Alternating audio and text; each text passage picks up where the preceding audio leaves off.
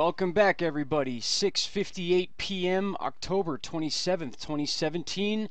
That is Eastern Time. Alright, we've had some pretty significant developments with what once was Invest 93L. It has now been renamed to PTS18, that is Potential Tropical Storm 18. Now, to clear something up real quick, the only reason that this is not a tropical storm yet or a tropical depression is because the center area has not been as defined as they would like to see. They are expecting it. This is actually expected to become a tropical storm, guys. We may be dealing with Tropical Storm Philippe. I don't know the chances yet of it becoming a hurricane. We still have we have to wait a little longer to see just how long it sits in this area of the Caribbean. Now again, this is warm water here, warm enough to sustain a hurricane easily. Now this is the critical time, is while it's in this area below Cuba. So if we see this thing develop into a hurricane, more than likely it's going to happen while it's down below Cuba. The new projections have this thing going a little bit to the west of Jamaica and then over Cuba and then going up the east coast. Now there is some concern for Florida. Any slight change in this path could put this thing right into South Florida. Now you're going to see warnings and watches put out for South Florida regardless whether it's a direct hit or not.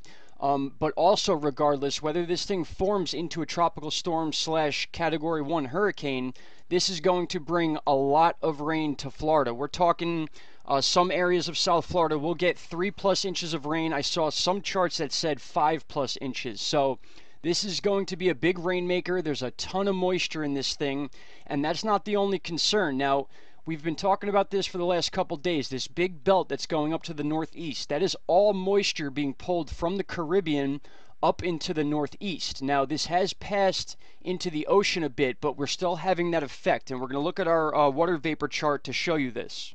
And here is that water vapor chart now. We have our new potential tropical storm 18 right here, which could potentially be Philippe. Even by tomorrow morning, guys, this thing is developing quick.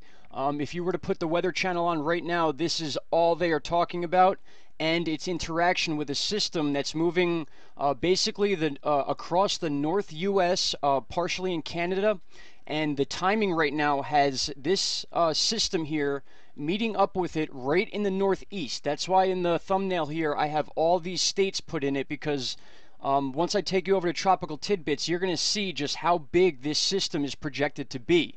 Now, if we were a couple degrees cooler as far as the forecasts go for the next week or so, we could be dealing with a major snowstorm because of this, because of all the moisture. Now again, just because this band here you see is off into the ocean, it doesn't mean that moisture is not being pulled up out of the Caribbean. It absolutely is. So it's kind of a weird situation. It's a tropical storm system mixed with a type of a nor'easter type deal, and the reason it's not a nor'easter is because of the temperatures. So we could, honestly guys, we could be dealing with a tropical storm / hurricane going up the east coast and then interacting with another system, making it pretty significant. Now they're expecting in some areas of New England, some areas of Connecticut, Boston, especially the Boston harbors, the areas that stick out into the ocean, we could be looking at 6 to 8 inches of rain, and very quickly. That is why they're putting so much emphasis on this storm now. So it's two situations going on. One being that we could be dealing with another tropical storm and a hurricane in the Caribbean that could affect South Florida. It's going to affect Cuba. It looks like it's going to pass again a little bit to the west of Jamaica, but this system is so big and it's growing so quickly, those things can change. Now, as far as the path goes, actually first, really quick, we talked about this in another video. This deep U that you see here, you can kind of see it now. That's why I like using this chart. This deep U, we talked about this moving from west to east across the U.S., and it's going to turn to the right here. Now picture this being a perfect U as it is right now, and then this wall right here is going to flatten out. So it's going to look something like this, like a straight line up and down the east coast, while this part of the U continues to swing to the right. And what that's doing is that is causing the projections of this storm, as it moves north, it's going to start hooking to the right, and they just don't know yet how close it's going to get to Florida. So again, you're going to see warnings and watches, whether they're tropical storm warnings, whether they're hurricane warnings, depending on the wind forces. Right now we're at 40 to 45 mile an hour sustained winds in this storm. It's 1006 as the pressure goes, and it's moving north-northwest at 6 miles an hour. So it's moving fairly slowly, which is going to put it in this water for a significant amount of time.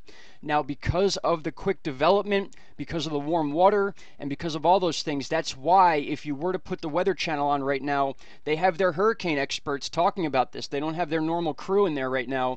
They have recon planes flying in and out of this thing right now, giving readings. And again, by the end of tonight, as soon as the 8 o'clock advisory, we could be dealing with Tropical Storm Philippe. The chances are very high. We're at 80% now. That may even be higher. They haven't updated those charts yet. But guys, this is a pretty significant situation, not just because of the fact that there's a storm down here, but because of what it's going to do when it gets to the northeast. Now again, it's not going to be a snowmaker, but the rain rates and the wind is going to be it's going to be insane for the northeast as far as what we're used to up here. They're talking down trees, beach erosion, flooding, the whole 9 yards. Basically all the stuff you would get with a tropical storm / hurricane, just in a different form. It's meeting with another system. Now, I'm not kidding when I say this. I was watching the Weather Channel. I actually posted this on Instagram. I filmed it. They were showing scenes from the perfect storm, and then afterwards they were talking about how this was very similar to that situation. That movie and the book was based on a real situation. I believe it was near Cape Cod where they did those fishing trips. Now, because these two storms are meeting, it's a counterclockwise spin. By the time it gets up into this area, it's going to be counterclockwise. So the strong winds are going to be coming in from the ocean into the coast. So for the most part, the coasts are going to be dealing with the heavy wind and rain, but it goes as far inland as all the way up to upstate New York and even to the west parts of Pennsylvania. And again, I'm going to show you this on Tropical Tidbits to give you an idea of just how big this system is. But just to recap here on the water vapor chart, for those of you that follow it closely, this deep U here, you're going to see this part of it flatten out, almost up and down line, while this bottom part of the U continues to whip to the right.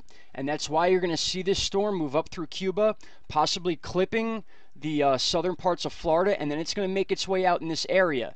Now, there are some forecasts that have this thing riding up the East Coast, and then parts of it hooking left, believe it or not, just like Sandy did, into the states, right here, into the Northeast states. So, a lot of talk going on with this storm, and again, we could be dealing with Philippe within the next couple hours. Now, let's check out some other charts. Here is our disturbance chart. You can see it has now been changed from Invest 93L to Potential Tropical Cyclone 18. Now again, the reason it's potential is because that just doesn't have that center development yet that they use to determine tropical storms. But they're basically saying on the Weather Channel that the chances of this happening are very good. You can see the numbers down there are 80% over 48 hours, 80% over 5 days. I certainly do not think it's going to take 5 days for this thing to be a named storm. It's looking more and more likely that that's what it's going to be. Now again, that's not the entire point here. Regardless whether this thing is a tropical storm, a hurricane, or it stays as is, it is still going to bring significant weather to South Florida. Again, you're going to start seeing those warnings and watches in this area. And also, again, it's going to meet up with another system in the northeast. And that's why there's so much talk about this, because of the combining of these two storms, and just the rotation of it is a sort of a unique situation, and that's why those high winds are going to be coming in from the ocean, causing a lot of issues on the coastlines. Here are the current spaghetti plots. These have been changing as far as this area goes. Now you can see some of them are take it right over South Florida, and then some of them have it whipping to the right sooner than later over the mid part of Cuba. So this is what we're waiting to see. That's why I showed you that water vapor chart with that deep U. Now they're waiting for that. They're talking about that constantly, and it is moving fairly quickly. So best case scenario, what we want here is for that U to come down sooner than later and push this thing farther out into the ocean before it can affect Florida.